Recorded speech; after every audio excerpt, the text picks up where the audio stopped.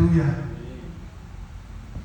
You see, the man Moses, for example, when God was sending Moses to the land of Egypt, one of the things that God said to Moses, he said, see, I have made you a God unto who? Unto Pharaoh. In Exodus chapter 7 verse 1, he says, see, I have made you a God unto Pharaoh. I have made you a God unto Pharaoh. If you must conquer Pharaoh, you have to understand you are a God over him. If you go as Moses, Pharaoh will not bow. But if you go as a God to Pharaoh, Pharaoh will bow. Do you understand what I'm saying? I have made you a God unto Pharaoh. Pharaoh will not bow to man. Pharaoh will not bow to Moses. He can only bow to the dimension that is God. Do you understand what I'm saying? I made you see. He didn't just tell him out. He said, see, come to your understanding. Enter into this reality that I have made you a God unto Pharaoh. Coming to the understanding, I have made you a God unto Pharaoh.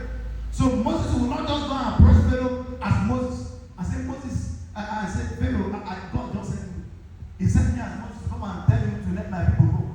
Oh, Pharaoh will just look at him and say, it's like you wake up from dream, right?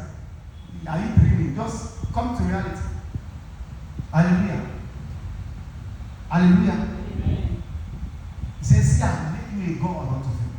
Because if you must dominate Pharaoh, then you have to appear as a God. If you want to dominate Pharaoh as Moses, as a man, Pharaoh will not bow. Because you see, there are systems governing Pharaoh. There are other powers governing Pharaoh. And that power cannot be subject to a man. It can only be subject to a higher God. Hallelujah. I'm making a God unto Pharaoh. But you have to see it. See, I'm making a God. So if you must dominate in the face of the earth, you have to what? Understand your God factor. Is it the dimension of it that is not just human? Is it the dimension of it that is what? Not just human. You see, if all we cry about, understand the situation of the company and the way, but if all we cry about is what to eat, when will we start dominating? If all we cry about is what will enter our stomach, how to enter all this small thing, when will we start dominating? The goal is not just you will eat. That's for children. You know, a woman, a woman came to Jesus, and one of the things Jesus said to her, he said, healing is children's bread. This one is for children. Sons is not cry for healing. It's children's bread. Hallelujah. If you keep crying for what to eat and what to drink and all this, when will you start taking steps? When will you start dominating? When will you start dominating? God did not design for you to just be a baby for life. Hallelujah. Understand your God factor. Understand your God factor. Praise the living Jesus. Are we still here? Are we still in church?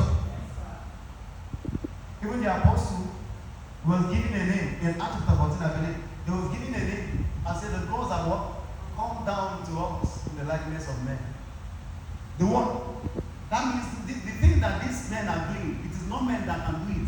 It is God. So until they come to understanding that there is a God dimension, the gods have come down to us. To the extent that they carry sacrifice and they came to him. They wanted to sacrifice Jupiter and him. Is it him? They call it now. They wanted to sacrifice to them. And Paul said, sorry, they say we are men like you.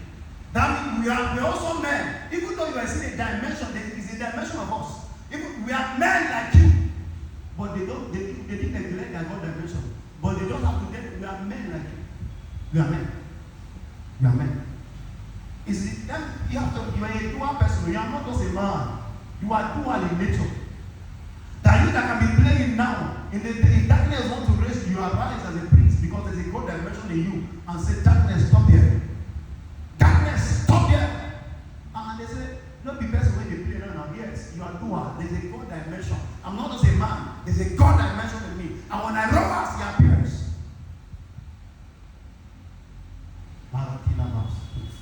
Hallelujah. Amen. Hallelujah. Amen. Understand your God dimension.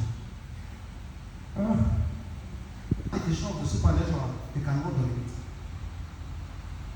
So until men describe it, that when they look at it and they say, this can only be God. You know, a man called Nicodemus came to Jesus. He said, great master. He said, no man can do this thing except God be with him. That means this dimension of exploit, it doesn't happen except there is a God dimension in the person. So this thing can So there's no God dimension that this thing cannot be a possibility. You can say to yourself, there's a God dimension in me. Do you believe what I'm saying? There's a God dimension in me. That when the system of men fail to reach that dimension, that even though men are restricted by this limitation, no, God cannot be trapped. God cannot be limited. There's a dimension that is beyond man. There's a dimension that is God dimension. And that dimension cannot be trapped. It's by it that we operate. You see, if you give up because darkness is just throwing threats, then you're not ready for life. Oh, you can't win as a man. You can't win as just being a man with flesh and blood. You win when you understand your God dimension. Hallelujah.